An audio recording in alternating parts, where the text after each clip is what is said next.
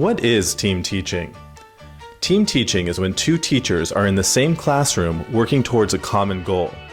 In the approach entitled One Teach and One Observe, one teacher facilitates the lesson while the other teacher observes the lesson to gain ideas and give feedback.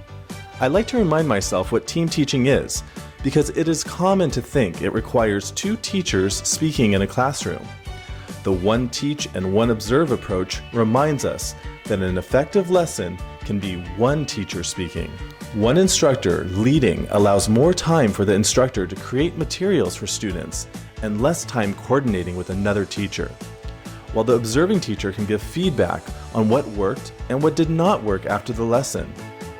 Remember, do not overuse this approach because the observing teacher may want to make more of an active contribution to the class and not stay silent, appearing to take on the role of a student.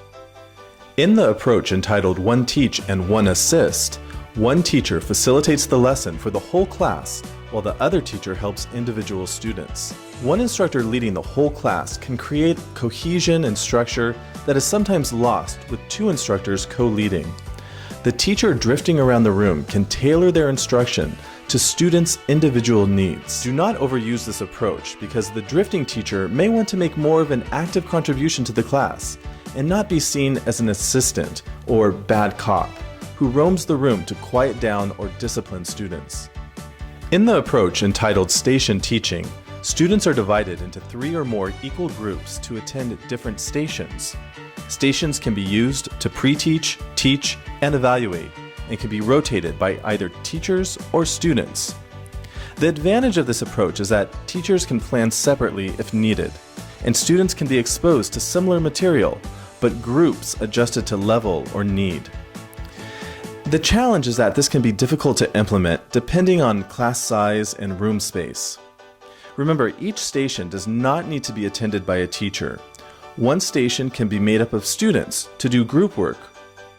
In the approach entitled Parallel Teaching, both instructors take half of the class and teach the same content. The advantage to parallel teaching is that it provides more individual student attention, and smaller groups are easier to assess and manage. Students can have easier access to hands-on activities. The challenge to parallel teaching is that it can be difficult to implement, depending on noise level. Remember, these two groups can learn the same content in the same way, or the two groups can learn the same content in different ways. It's up to you. In the approach entitled Alternative Teaching, one teacher works with a large group of students while the other teacher works with a smaller group. The smaller group might provide a hands-on activity. The advantage of alternative teaching is that it utilizes both specialists and can provide students with more motivation through smaller group learning. The challenge of alternative teaching is that the teacher must create a system for not always pulling out the same students, which would result in labeling. Although teachers can plan separately, they must be on the same page as to the goals of each group. In the approach entitled Tag Team Teaching, both specialists are in front of the class and provide instruction together. Lessons are planned together, but the delivery may be scripted or spontaneous. The advantage of tag team teaching is that it allows both instructors to provide their perspectives on the given topic, which is good for promoting cultural exchange. The challenge to tag team teaching is that it requires a lot of time to plan together. Both specialists need to be comfortable sharing the stage and working in front of a class.